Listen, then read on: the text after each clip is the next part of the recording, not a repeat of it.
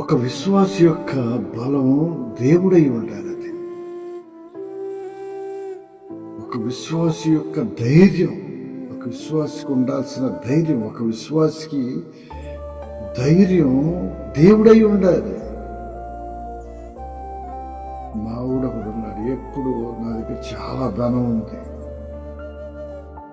చాలా ఆస్తులు ఉన్నాయి అని గర్వపడతా ఉండేవాడు.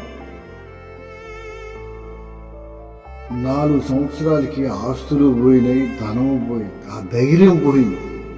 ఎప్పుడైతే ఆస్తులు పోయినాయో, ఎప్పుడైతే ఆ ధనం పోయిందో ధైర్యం పోయింది.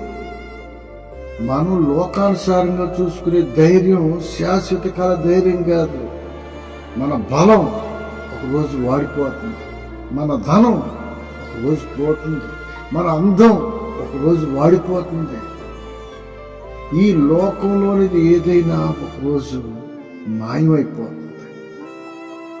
అందుకనే మన ధైర్యం యేసుక్రీస్తు ఉండాలి. యేసుక్రీస్తు తప్ప ఈ లోకంలో నువ్వు దేని ధైర్యం అనుకున్నా అది ఒకరోజు మాయమైపోతుంది.